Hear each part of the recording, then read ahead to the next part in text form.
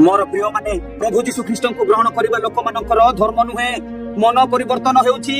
से माने उद्धार पाउछंती पापर मुक्ति पाउछंती तेणु तो लिखा जाइछि द्वितीय कोरिन्थियो 5:17 पद टिके पढंतु। एनु जदि केही ख्रीष्टंक ठारे अछि तेबे से नूतन सृष्टि होई अछि पुरातन विषय सबु लोप पाई अछि देख नूतन विषय सबु होई अछि। देखंतु से माने पूर्व जेमिति भी थांतु ना काहे कि जेबे ठारु से माने यीशु ख्रीष्ट को ग्रहण कले से मानकर मन परिवर्तन हेई जाउछि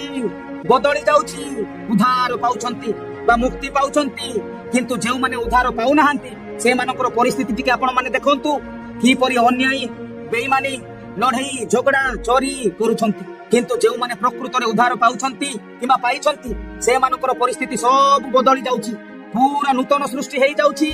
प्रथम विषय हेउछि यीशु ख्रीष्ट को विश्वास करिबा द्वारा किबा विश्वास करिबा लोक माने उद्धार पाउछंती पापर मुक्ति पाउछंती एठारे मनुष्य मानकर लाभ हेउछि तेणु परमेश्वर काहाकू जोर जबरदस्त करू नाहंती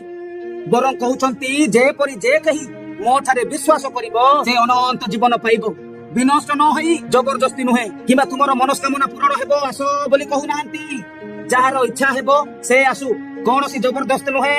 किबा यीशु ख्रीष्ट को पछरे चलीबाकू कोनोसी लालसा कोनोसी लोभ देखा जाय नाही किबा दिया जाय नाही किबा ताहाको पछरे चलीबा कोनोसी धर्म जातिर कथा ही एठारे उठु नाही। मोर प्रिय माने एठारे आत्मा वो मनर कथा उठुची आत्मा उद्धार पाइबो मन परिवर्तन हेबो